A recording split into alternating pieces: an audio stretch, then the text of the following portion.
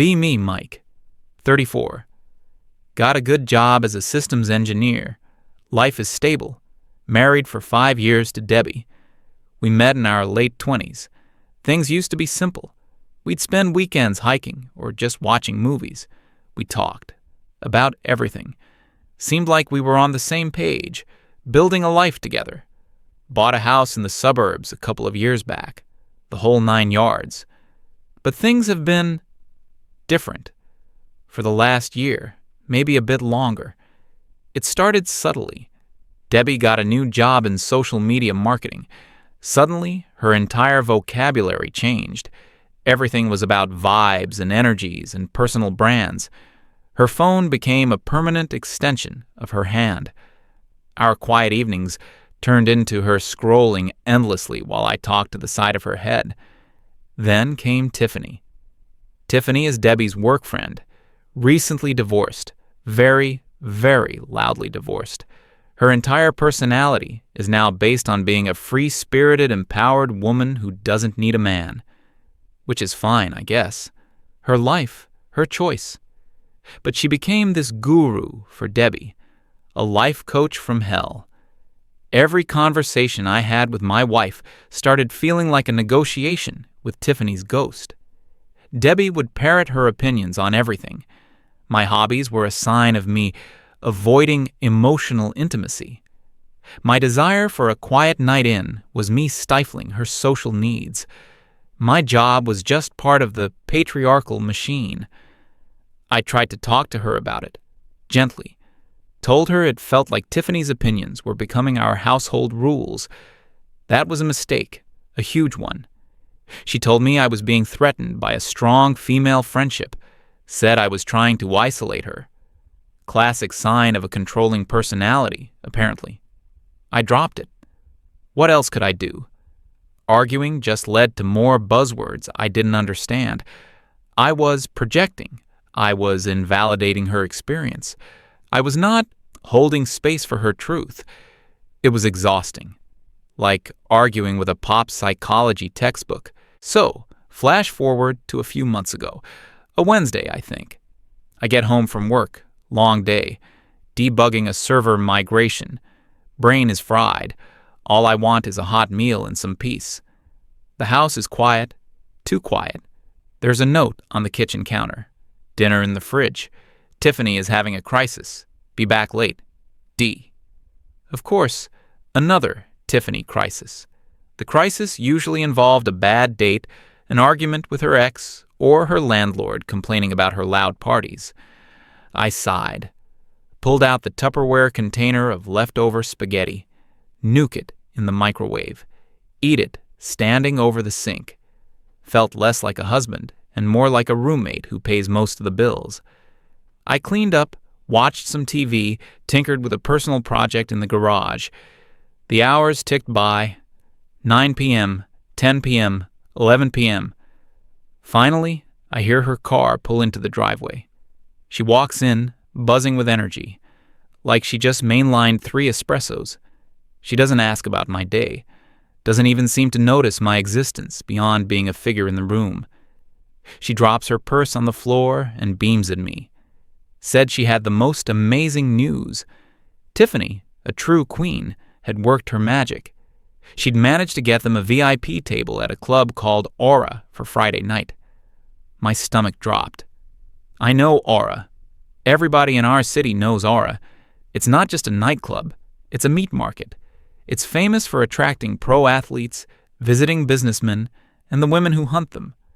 Stories about that place are legendary, and not in a good way. I put down the remote control and looked at her. Tried to keep my voice as neutral as possible. I mentioned the club's name. Asked if she was sure that was the place. Her excitement didn't waver. She said yes, of course. It's the hottest spot in the city. It was going to be a girls' night, a real one. Just her, Tiffany, and a couple of their other friends. I took a breath, reminded her that we'd talked about that specific club before, that it didn't seem like her kind of place, our kind of place. That's when the smile on her face vanished. It was replaced by a look of weary disappointment, like I was a child who'd just failed a simple test. She said, "Oh, don't start." It was just a harmless night out with her friends.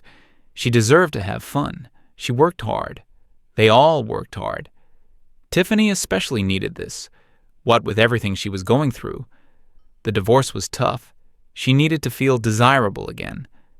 I held up a hand, tried to steer the conversation back to the point, said it wasn't about her having fun. I wanted her to have fun. But the issue was the venue, the company. I reminded her of the last girls' night she'd had with Tiffany a month or two prior. It wasn't at a place like Aura, just a regular downtown bar. Even so, she had come home at 4 a.m. alone, in a cab I had to pay for remotely with my credit card because she'd lost her wallet and her phone was dead. She'd been a complete mess. Couldn't remember half the night. I told her I wasn't trying to be a jerk. I was just worried. That place brings out the worst in people. The change in her demeanor was instantaneous. The disappointment turned into cold, analytical anger. She informed me that I wasn't worried. I was being controlling. That my concern was just a mask for my own deep-seated insecurity. I was apparently terrified of her having a life outside of our marriage. I felt the conversation slipping away. It was happening again. My practical concerns were being diagnosed as a personality flaw. I tried to explain, calmly. My security or insecurity had nothing to do with it. This was about boundaries, about respect, about not putting yourself in a situation that could lead to trouble. I was her husband. We were a team. Teams look out for each other. She actually scoffed, told me I didn't get to define what a team was, that my definition sounded a lot like ownership. She started pacing the living room, gesturing with her hands. It was like watching a performance, a TED Talk on my failings. She said Tiffany had warned her this would happen, that as soon as she started reclaiming her independence, I would start to crack down. I was trying to dim her light because I was afraid she would outshine me. I just sat there on the couch watching this. It was surreal. This wasn't my wife. This was a stranger reading from a script.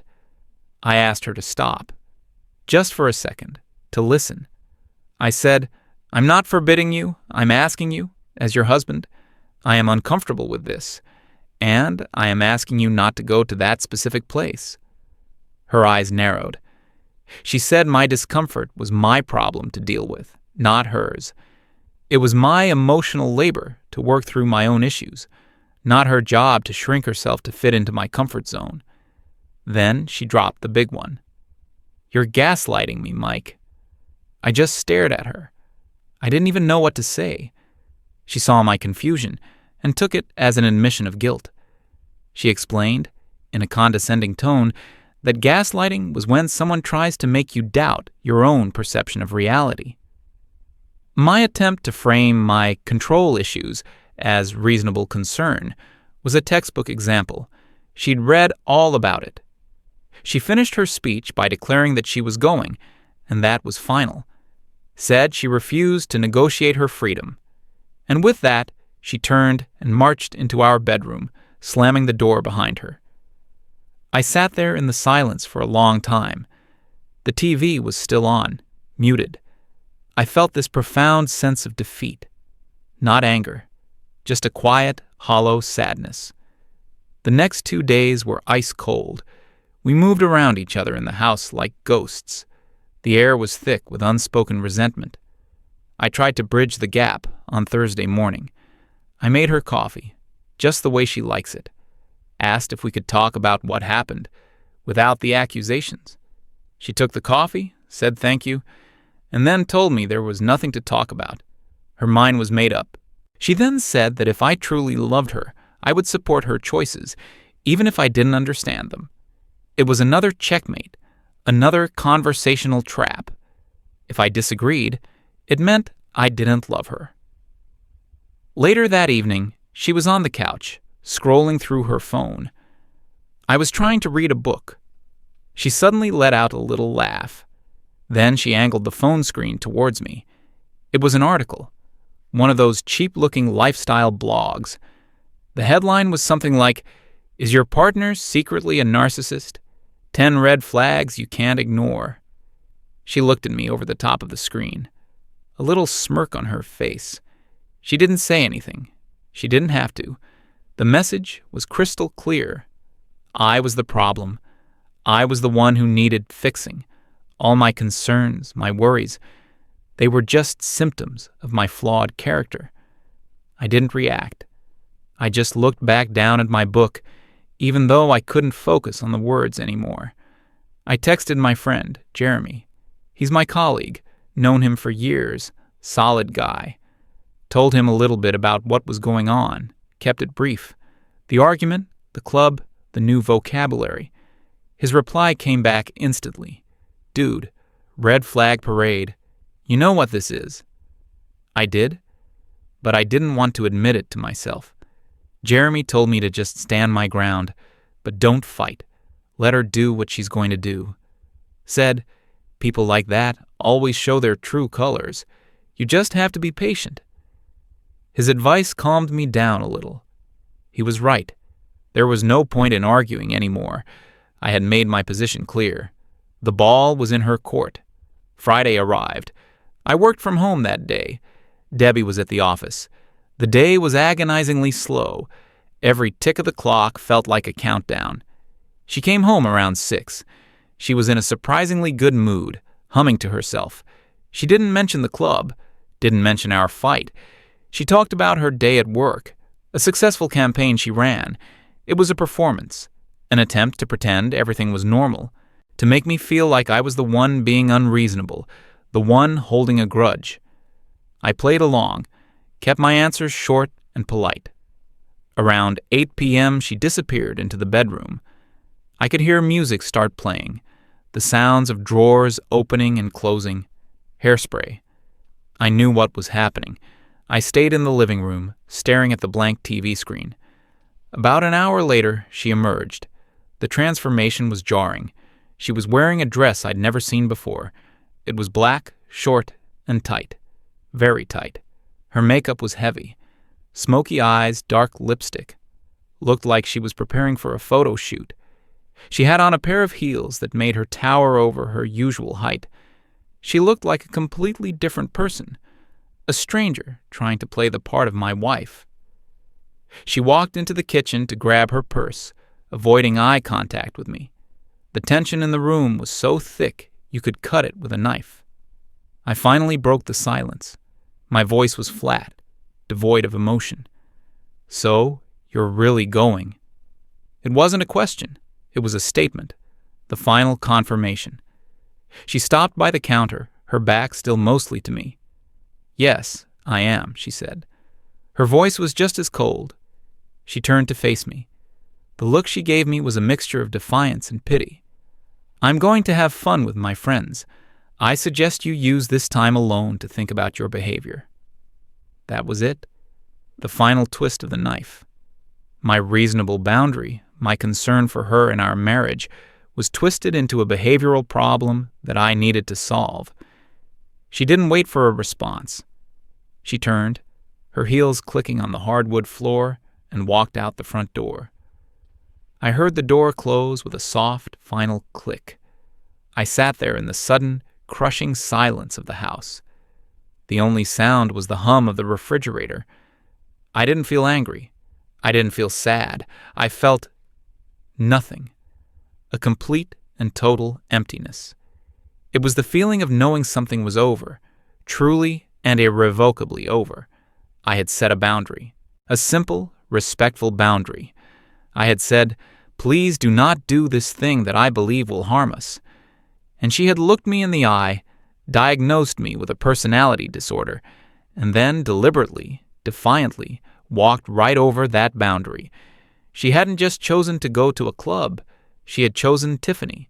She had chosen the validation of her friends and strangers over the foundation of our marriage. I stood up and walked to the window. I watched as the headlights of her car backed out of the driveway and disappeared down the street.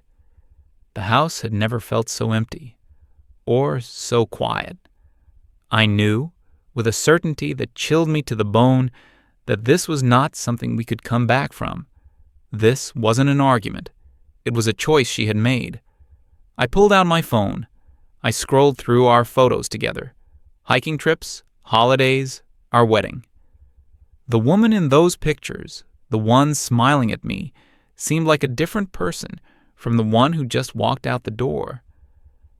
I wondered when she had disappeared, when she had been replaced by this stranger who spoke in memes and therapy speak. I didn't know what was going to happen next, but I knew I couldn't go back to the way things were. The pretending, the walking on eggshells, the constant feeling of being judged and found wanting by my own wife.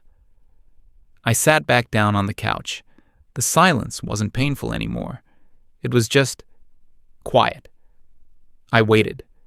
I wasn't sure what I was waiting for, but I had a feeling I wouldn't have to wait long. The night was still young. I must have sat on that couch for an hour, maybe more. Time felt weird. The house was dead quiet. I wasn't moping. I wasn't angry. It was more like a state of clinical observation. I felt detached, like I was watching a movie about someone else's life. The main character was a guy who just realized his marriage was a hollow shell. I decided I couldn't just sit there in the dark. I needed a distraction. I needed to talk to someone who spoke the same language as me. I called Jeremy. He picked up on the second ring. "Hey man, you okay?" His voice was a welcome dose of normalcy.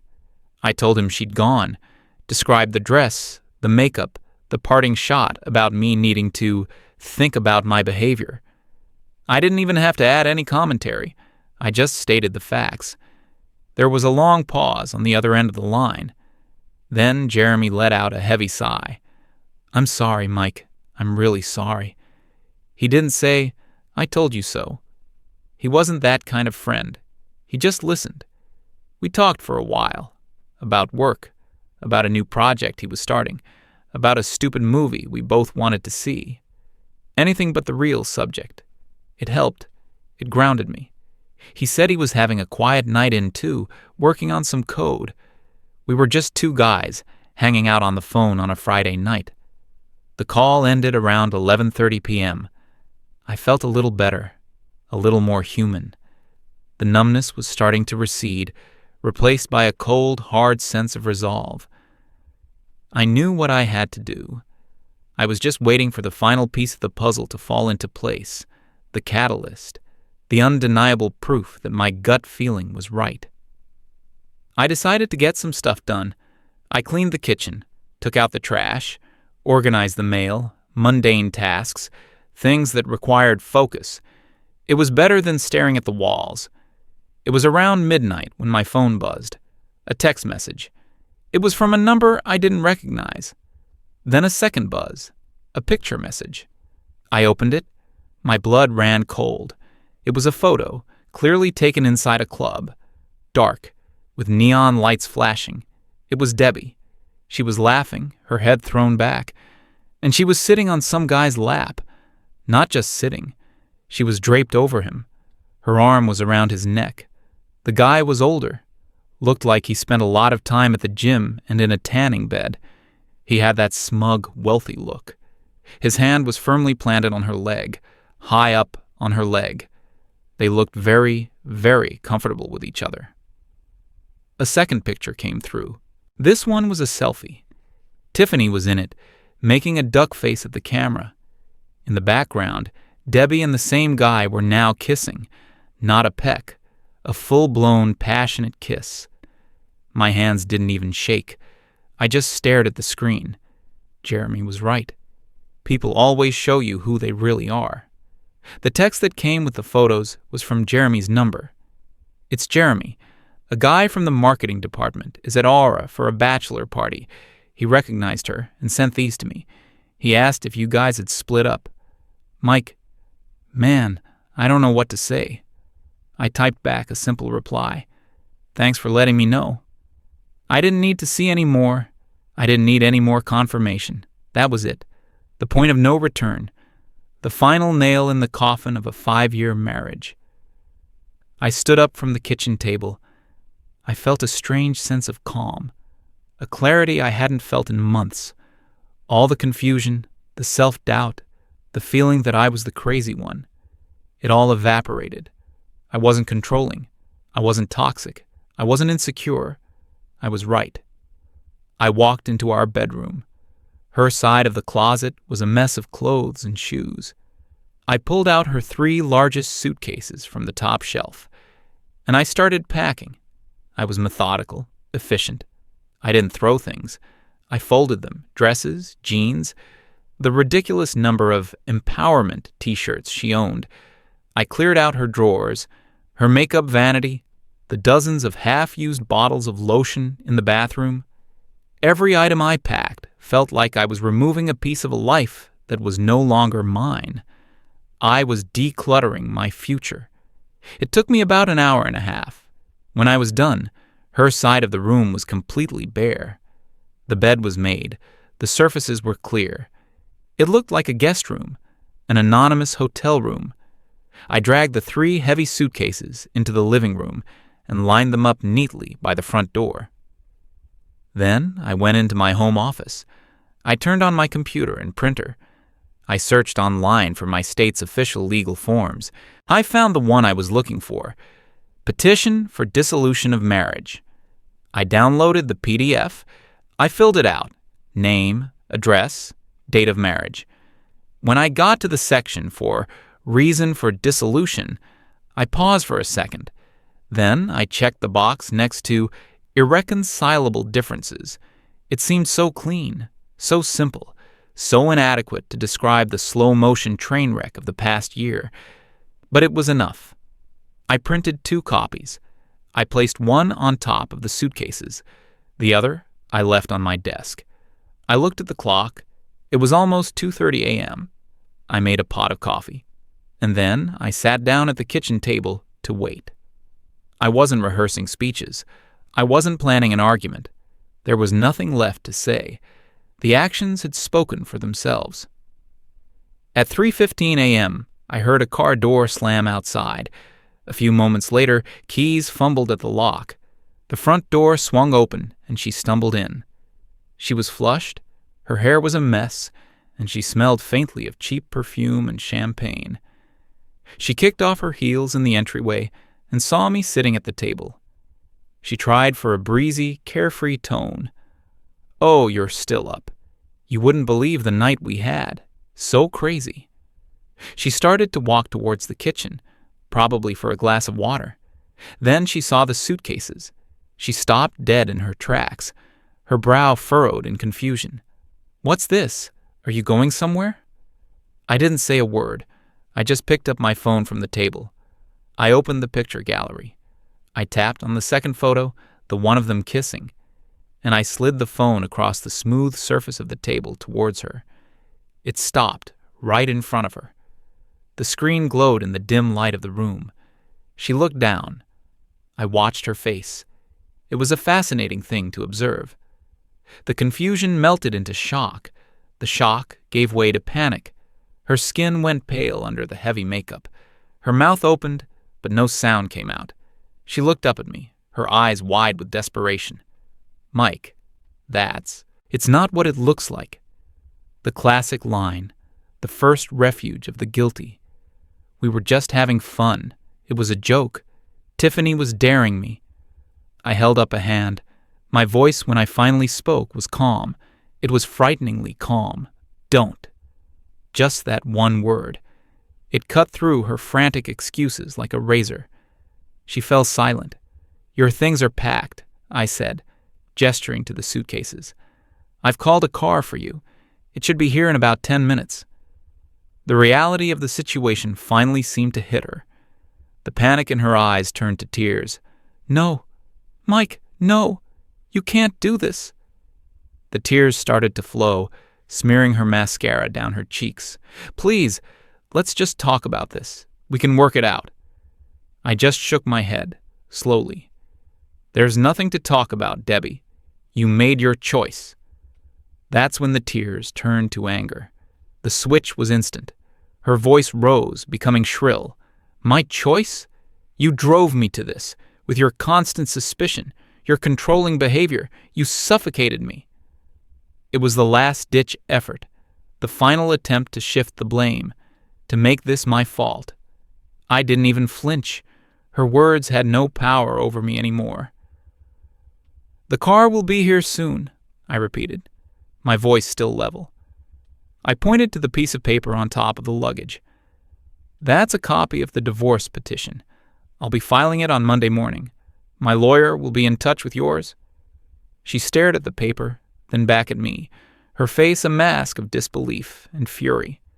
"You're just going to throw 5 years away because of one stupid night?"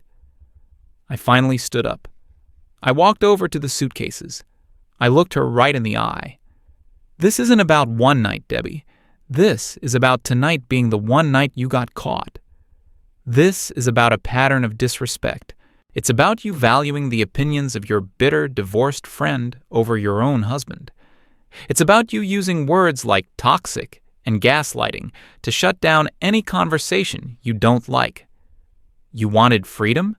You wanted to be an empowered, independent woman? Congratulations, you've got it." Outside, a pair of headlights swept across the living room window. The car was here. Her face crumbled. The fight went out of her. She was just a woman in a party dress, her makeup ruined, standing in the ruins of her own making. "Please, Mike," she whispered. It was a genuine plea, but it was far, far too late. "Leave the key on the counter," I said. Then I turned my back on her, walked into my office, and shut the door. I didn't lock it. I didn't need to. The boundary was no longer physical. It was absolute. I heard her start to sob.